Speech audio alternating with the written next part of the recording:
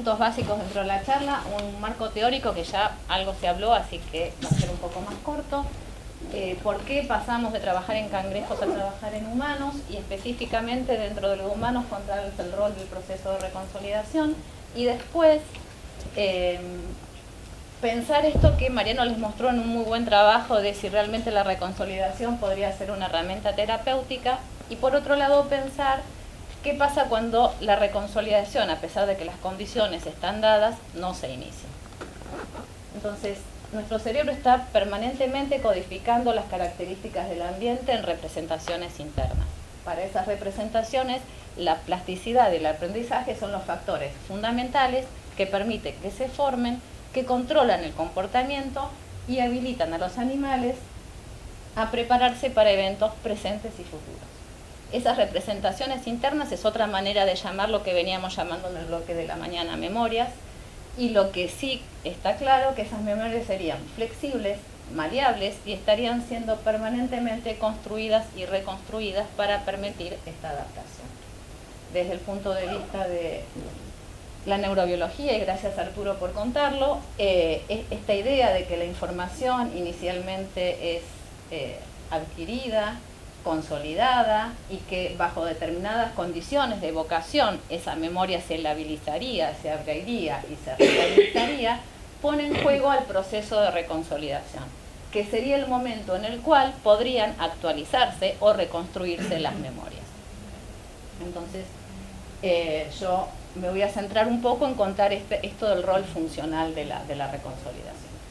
El tema de la reconsolidación reaparece en el campo de la neurología más dura alrededor del año 2000 por un trabajo que dispara la aparición del tema y empiezan a aparecer muchos grupos en distintos lugares del mundo que empiezan a trabajar sobre el tema. Y una de las preguntas iniciales que surge, teniendo en cuenta que la consolidación es un proceso universal, es si la reconsolidación pasaba siempre que una memoria era evocada. ¿Estamos poniendo en juego la información guardada cada vez que recordamos algo? Y distintos trabajos empezaron a demostrar que no, que en realidad muchas veces uno puede evocar la memoria y la reconsolidación puede no ser reclutada, a pesar de que estén dadas las condiciones para que eso pasara. Uno de los primeros trabajos que muestra eso es este del grupo de Cristina Alberini, que con lo que juegan es como con la edad de la memoria. Ellos entrenaban a unas ratas y le presentaban el recordatorio que inicia el proceso de reconsolidación, que tiene claves que estuvieron presentes en el entrenamiento y que generan esta apertura de la memoria 2 días después del entrenamiento. Y veían que bajo esas condiciones la memoria pasaba por reconsolidación. Sin embargo, si lo hacían después de los 7 u 8 días, a pesar de presentar el mismo recordatorio, la memoria permanecía intacta. Entonces, la edad de la memoria era una condición limitante para que el proceso se iniciara. Otra condición limitante que fue descrita es la intensidad del entrenamiento. Si, como les explicó Arturo, se ponen ratones en un contexto, en una caja determinada, y reciben un choque eléctrico, el animal asocia el choque recibido a la caja. El recordatorio que labiliza esa memoria es reexponerlo a la caja. Si la reexposición duraba 3 minutos con un solo choque, la memoria se labilizaba. En cambio, si el entrenamiento había sido mucho más fuerte, el animal recibía 3 choques en vez de 1, 3 minutos o 5 minutos no alcanzaban para que esa memoria se labilizara y requerían de al menos 10 para que eso ocurriera. Entonces hay una relación entre la fuerza de la memoria y el inicio del proceso. Nosotros en el laboratorio empezamos a trabajar en el tema de reconsolidación con nuestro modelo invertebrado, el cangrejo neohélice granulata, que lo traemos periódicamente de las rías de San Clemente del Tuyú. Actualmente son las termas marinas, no sé si alguno fue alguna vez ahí. Este animal es predado por aves marinas, particularmente la gaviota cangrejera, entonces tiene una respuesta innata de escapar frente a objetos que lo sobrevuelan, porque le evoca la presencia de un predador. Eso en el laboratorio lo generamos en este dispositivo experimental, en donde ubicamos al animal en este contenedor y una pantalla se mueve con un motor cíclicamente sobre el animal. eso evoca en el animal esta respuesta de escape. El animal corre dentro de esta ensaladera y no puede escapar, pero la corrida genera vibraciones. Y esas vibraciones son captadas por micrófonos que se encuentran en la base y traducidas a valores numéricos. Entonces sabemos en cuánto escapa ese animal frente a la presentación de este estímulo que es visual y lo llamamos estímulo visual de peligro. Lo que vimos durante más de 30 años de laboratorio, no sé, creo que ya van más de 30, que la presentación repetida de este estímulo genera una memoria de largo término, que es asociativa. El animal asocia el estímulo visual de peligro al contexto donde este estímulo es presentado, y distintos trabajos nos permitieron caracterizar esta memoria de largo término desde el punto de vista farmacológico, comportamental o de correlatos moleculares, como hizo en su momento el grupo de Arturo. Entonces, nosotros en un trabajo inicial en el 2002 lo que demostramos es que esta memoria de largo término pasaba por el proceso de reconsolidación si nosotros reexponíamos a los animales luego de entrenados al contexto durante 5 minutos, como pasa con el ratón y el choque eléctrico. Pero lo que quisimos ver después es el tema de que las memorias de extinción también se generan por presentación del estímulo condicionado solo, en ausencia de refuerzo. Entonces nos preguntamos, bueno, son procesos que se superponen, ¿cómo pasa una cosa o pasa la otra? Y este fue un trabajo en el que analizamos que existe un switch en función del tiempo, como mostró Arturo en ratones, que no estaba demostrado en cangrejos, que breves reexposiciones guían la memoria hacia reconsolidación, es decir, se labiliza la memoria original, y reexposiciones prolongadas de casi 2 horas generan una nueva memoria que es la memoria de extinción. Y coexisten ambas memorias, queda la memoria original y está presente la memoria de extinción. Luego de eso nos preguntamos, bueno, con esta idea de que qué tipo de recordatorio, qué claves tengo que presentarle al animal para que esa memoria se vuelva a abrir o desestabilizar. Y lo que nos propusimos ver fue el rol de la incongruencia entre eventos presentes y pasados.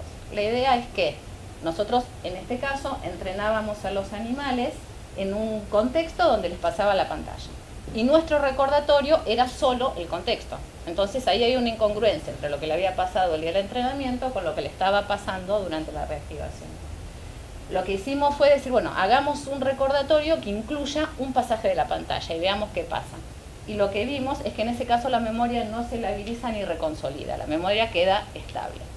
Entonces, lo que pensamos es que el cangrejo piensa que en este contexto debe pasar la pantalla, y cuando eso no ocurre es cuando ocurre el proceso de reconsolidación. Mientras la información de entrenamiento y reactivación sean congruentes, la memoria queda simplemente evocada y no se labiliza. Cuando hay una incongruencia es que el sistema se abre para modificar la información guardada. Pero la idea de que la incongruencia o la sorpresa o el mismatch cumplen un rol importante en los procesos de aprendizaje y memoria no es una novedad, ya que en los años 60, cuando se intentaba modelar cómo los animales adquirían los condicionamientos, para entender cómo se adquiere la información, se plantean distintos modelos de aprendizaje en donde el error en la predicción cumple un papel fundamental. Y se define el error en la predicción como la incongruencia entre eventos pasados y actuales. Representa cuán sorpresiva o certera es la predicción realizada por el animal. En el caso de nuestro cangrejo, ahora viene la pantalla y eso no viene, entonces hay un gran error en la predicción. Cuando la pantalla pasaba, la predicción se cumplía, lo esperado era lo que ocurría. Esto es una curva hipotética de cómo los animales adquieren un aprendizaje de un condicionamiento clásico. Imaginemos que se presenta un tono y un choque. Entonces, ante la primera presentación del tono, el animal nunca espera que llegue un choque. Entonces, el error en la predicción es máxima y la fuerza asociativa entre los estímulos es casi cero. Se supone que en ese momento la cantidad de información que se aprende es máxima. A medida que el entrenamiento avanza, la fuerza asociativa entre los estímulos empieza a ser mayor, los animales empiezan a darse cuenta que el tono precede la llegada del choque, llegando entonces a un valor asintótico donde ya supuestamente no hay más nada que aprender, y concomitantemente al aumento en la fuerza asociativa entre los estímulos, disminuye el error en la predicción, ¿sí? Porque cada vez es más certero lo que va a pasar, estoy cada vez más seguro de lo que viene en el próximo ensayo. Entonces, tomando esta idea del rol del error en la predicción, si uno hacía un análisis de los trabajos publicados sobre reconsolidación en estos 16 años, se daba cuenta que los recordatorios que llevaban a la utilización de la memoria tenían, en general, el error en la predicción presente. Entonces, el error en la predicción era la condición necesaria, o en casi todos los casos, para que esto ocurriera. El más clásico es el que ya les mostré, es presentar el estímulo condicionado en ausencia del incondicionado. Y es lo que vamos a llamar error en la predicción negativa, porque pasa lo contrario a lo que uno espera. Pero en otros casos, otros trabajos mostraban que también la presentación de ambos estímulos llevaban al inicio del proceso de reconsolidación. La pregunta era por qué en unos casos sí y por qué en otros casos no. La respuesta estaba en que si uno miraba cómo habían adquirido esa memoria estos animales, en realidad en los casos en donde funciona presentar ambos estímulos es que la curva de aprendizaje quedó en un valor intermedio. Entonces, al no haber llegado al valor asintótico, uno puede esperar que venga o que no venga el refuerzo. Y en esos casos también el proceso se iniciaba.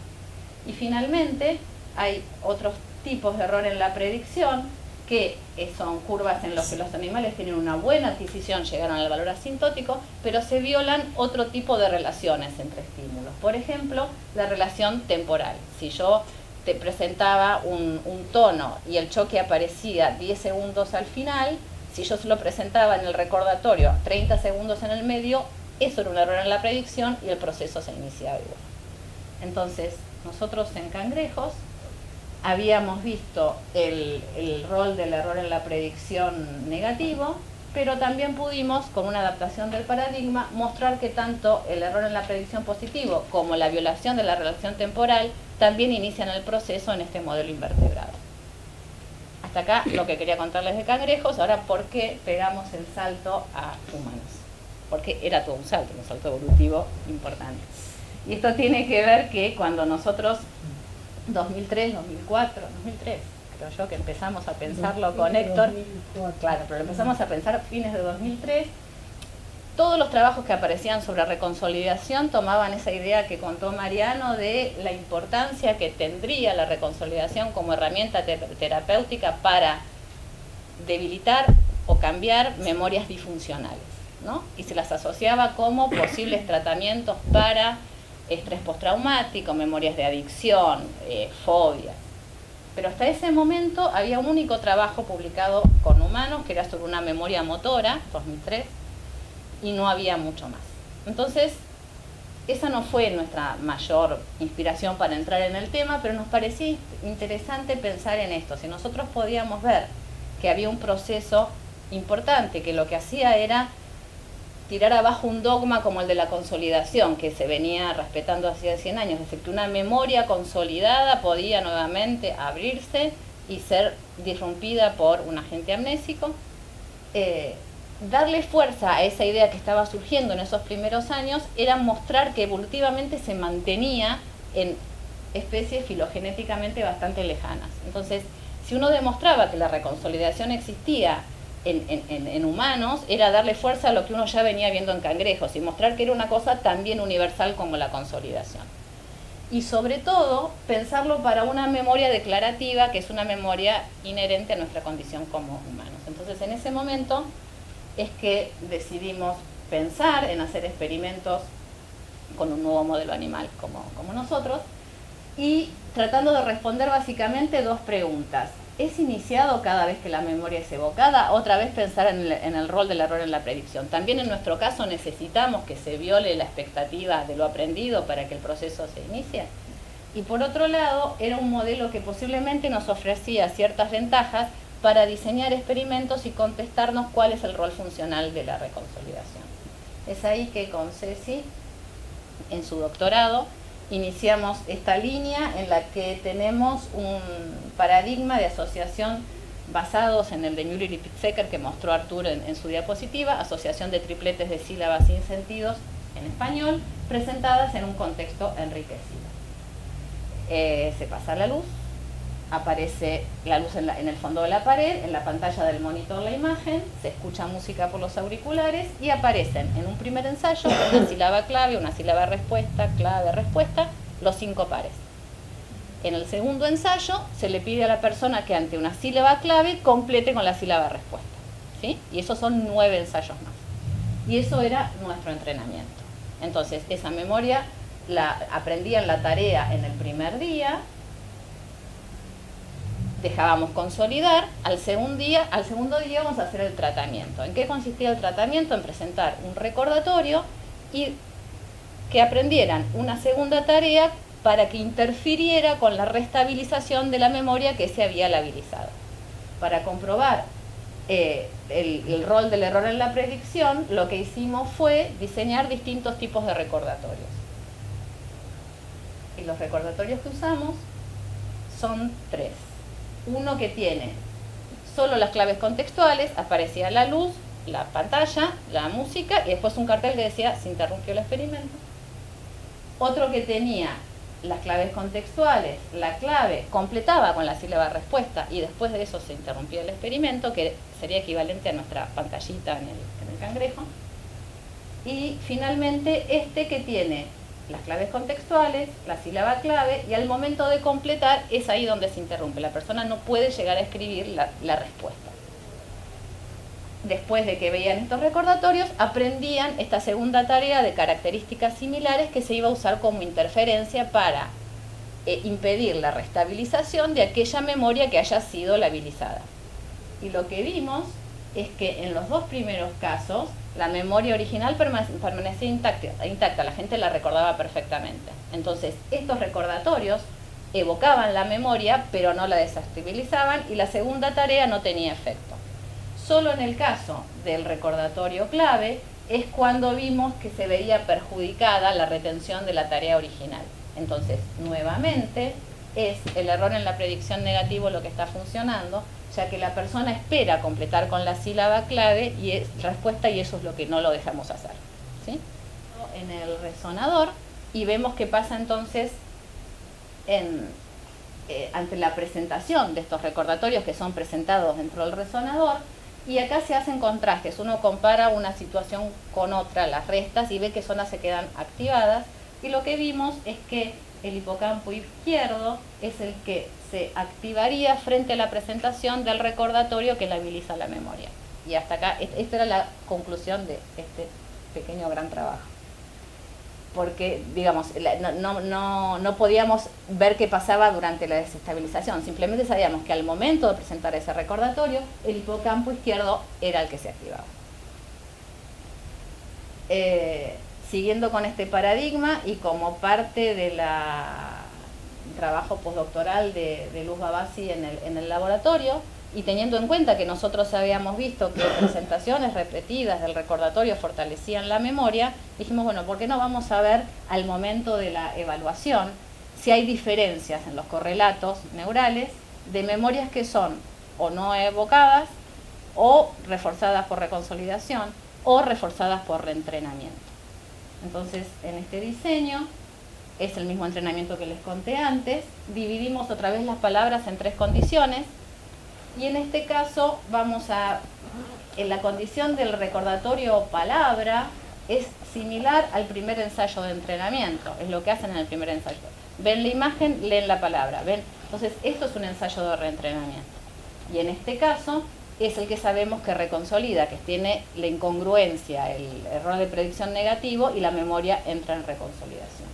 Y hay 12 palabras que no se ponen en juego en la sesión de tratamiento.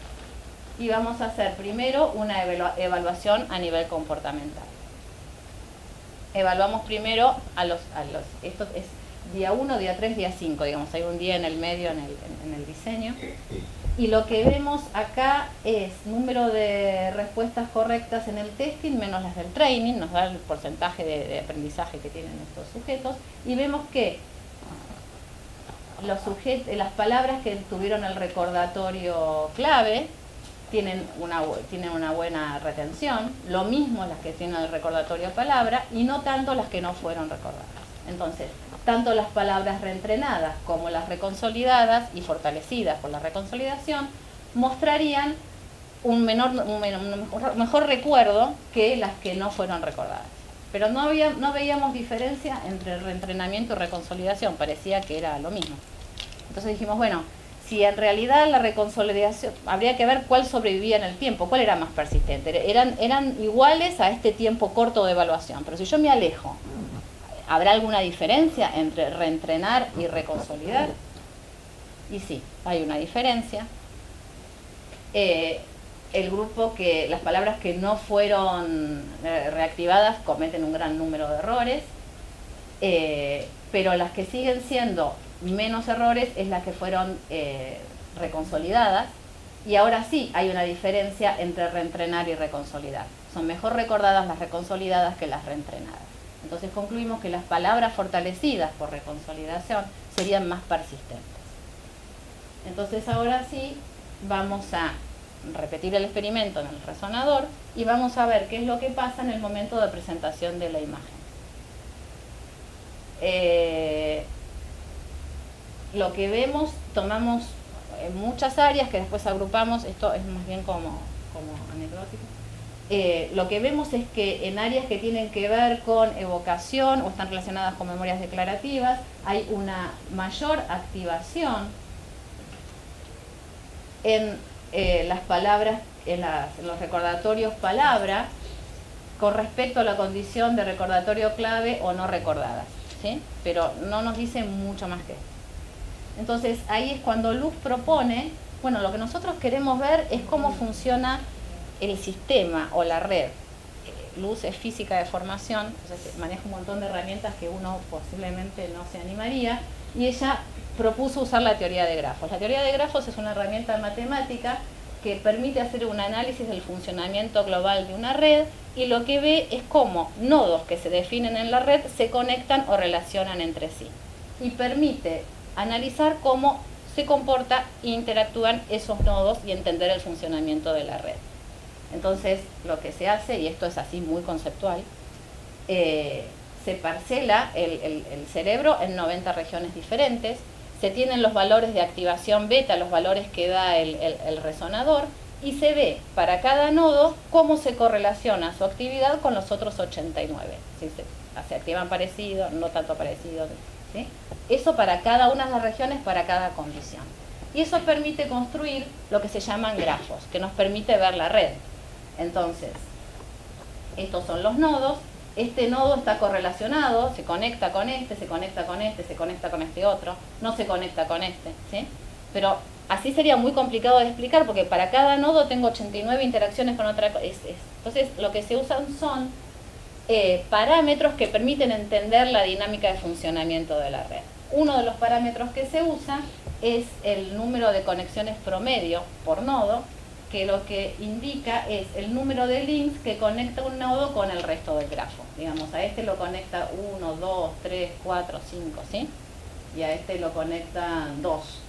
¿Se entiende? Ese es el valor promedio que se calcula. Y nos da idea entonces de la conexión general, porque es cómo se conecta este nodo con el resto de la red. El tamaño de clustering lo que indica es cómo se conectan nodos que están muy vecinos, y nos da idea de conexión regional. Entonces, como lo que yo estoy estoy tomando es cómo correlacionan las actividades, para analizarlo uno lo que hace es tomar valores de correlación como umbrales. Entonces dice, cuando la correlación es 0, están todos conectados. Nada, pues yo voy a decir que están conectados cuando superan el umbral. 0 lo superan todos, entonces están los 90 conectados. Cuando yo empiezo a avanzar en el valor de la correlación, le estoy pidiendo que realmente haya una relación en la actividad que me están mostrando esos nodos, eso empieza a ser diferente, porque para superar ese umbral realmente tiene que haber una correlación de actividad entre esos nodos. Y entonces, en función de eso, graficamos la conexión general. Y vemos que el recordatorio clave es el que tiene el fortalecimiento por reconsolidación, se comporta distinto que los otros dos. ¿sí? Esa red es más general y está más conectada. Y lo mismo para el clustering. Localmente esa red está mucho más conectada. Para verlo, porque a mí me sirvió cuando lo pusimos en el paper, si uno elige un valor, umbral, y representa cómo se conectan, esto es lo que pasa en el recordatorio clave. Está todo conectado de manera inespecífica, esto es izquierda-derecha, estas son las regiones. Hay mucha conexión por todos lados, es una red muy amplia y muy distribuida. Y también lo es regionalmente, está mucho más conectada que en la condición de reminder palabra o no reminder. Entonces, comportamentalmente nosotros veíamos que a 5 días el clave y el palabra se comportaban parecido, pero las redes que lo sustentan son diferentes. Y la memoria del reminder clave perdura hasta 15 días. Entonces lo que nosotros creemos es que esa red más relajada, más extendida y con toda una actividad más sincronizada es lo que le permite a la memoria persistir más allá de los 5 días. Y lo que logran los del reminder palabra de recordarlo también a 5 días es en base a estas mayores activaciones de áreas específicas. Entonces, en realidad, aunque comportamentalmente es lo mismo, hay un esfuerzo mayor para poder traer esa palabra de algunos puntos del sistema. El otro trabaja como más relajado, más integrado, y eso sería lo que permitiría que la memoria llegara a durar 15 días. Ya termino. Rápido, eso lo contó Mariano. Actualización en contenido, la idea de que sirvan para tratamientos. El trabajo que él mostró de Kint para mí es la prueba más clara de que esto de usar la reconsolidación en algún tipo de tratamiento sería traslacional y funcionaría. Acá yo puse algunos otros papers que la suerte no es tan parecida, digamos, son efectos más transientes o son más difíciles de comprar. Y nosotros lo que nos propusimos con Rodrigo es pensar en la fuerza como posible herramienta terapéutica y tratar de mejorar memorias de uso diario en pacientes con deterioro cognitivo leve. Y acá diseñamos otro paradigma en donde asocian una cara con un nombre. Son 10 caras, 5 hombres y 5 mujeres de edades similares a la de los pacientes que uno trata de tratar. Y lo que hacemos entonces es entrenarlos en el día 1. A un grupo le vamos a dar recordatorios con texto, solo el contexto y no dicen la palabra. Y acá otra vez el error en la predicción y los evaluamos. Y hasta ahora lo que tenemos es que los que recibieron 2 recordatorios clave muestran mejor performance que los que no. Entonces parecería estar funcionando esto de fortalecer memorias de asociación caras-nombres que para gente con deterioro cognitivo juran sobre el Santo Evangelio que no se van a poder acordar, digamos, cuando él los entrevista y les dice, ¿pero vos crees que esto me lo acuerde mañana? Están convencidos que no van a poder y realmente recuerdan muy poco si no pasaron por este proceso. Si querés termino acá y dejo lo de trastornos de ansiedad, son 2 slides más. Son las 4. Perfecto. Lo sacamos, lo dejamos. Yo le preguntaré eso más cortito. ¿Eh? Sí, ya está. Bueno, nada, lo cuento medio rápido. La pregunta era, bueno, si el error en la predicción es lo que nos permite modificar memorias, ¿por qué en algunas patologías, por qué cuando uno se enfrenta a un error en la predicción, eso no va a estar pasando? Entonces pensemos en el ejemplo de alguien que sufre de ataques de pánico. Entonces va a un recital, esta creo que es una foto del último recital de los ratitos de Ricota, está saltando 2 horas, empieza a sentir taquicardia. Entonces no lo relaciona con que estoy en un recital, hace 2 horas que salto, tengo 52 años, ya no estoy para esto, ¿no es cierto? Todo ese tipo de cosas. No, me está dando un ataque cardíaco, me estoy muriendo. Entonces se concentra en eso que le está pasando, siente la taquicardia, la sudoración, no piensa que está con un amigo que puede tomar agua, busca la puerta, va al hospital, dice, me estoy muriendo, doctor. Le dice, no, usted está haciendo algo que ya no está en edad de hacer. Cálmese, vuelva a su casa, pero él va a quedar con la idea, va a estar convencido de que lo que lo salvó fue llegar al hospital. Eso es un ejemplo de un trastorno de ansiedad, que son la enfermedad mental más prevalente, en donde la incertidumbre es el factor unificador y que se percibe como una amenaza real. Y entonces el mantenimiento de estos trastornos de ansiedad depende de lo que se llaman Artus, y no es Arturo, es respuesta de ansiedad a la incertidumbre, ante la incertidumbre amenazante. Y los ejemplos serían, cuando empieza a tener esos síntomas, él no piensa que es por la actividad física, hay una sobrevaloración de lo negativo, piensa que eso tiene que ver con un inminente ataque cardíaco. En ese momento solo escucha sus palpitaciones, la sudoración, entonces hay una hipervigilancia a las señales negativas. Desoye las señales seguras, porque no se da cuenta que está con un amigo, que tiene un celular, que está a la puerta, que está la ambulancia, digamos, hay un montón de cosas que no ve, y tiene comportamientos de evitaciones comportamentales o cognitivas. Lo comportamental es salir corriendo y la cognitiva es creer que se salvó porque él llegó al hospital y no porque el médico se equivocó. Entonces ahí estamos frente a una situación donde uno debería haber modificado, decir, no me voy a morir cada vez que siento palpitaciones porque en realidad esta vez no me pasó y hay toda una explicación alrededor, sino que yo mantengo mi creencia y mi memoria tal cual era. Estoy ignorando el error en la predicción que se generó de acuerdo a mis expectativas. Nosotros queremos abordar esto en el laboratorio, ya que los condicionamientos pavlovianos que generan memorias implícitas aversivas se usan como modelo para estudiar esto, pero se estudian ignorando todo el efecto que puede tener sobre estos sistemas cognitivos, digamos, todo lo que va asociado a lo que esta memoria generaría.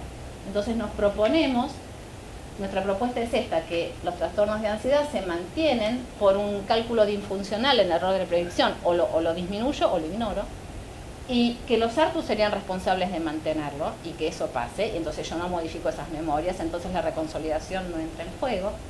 Y lo que vamos a tratar de ver es cómo un condicionamiento afecta estas funciones cognitivas, si esto funciona, ver si evitar la reconsolidación de esa memoria implícita modifica el efecto que habían tenido, y finalmente hacer comparación entre distintas poblaciones, gente con más o menos ansiedad normales o gente con realmente trastornos de ansiedad.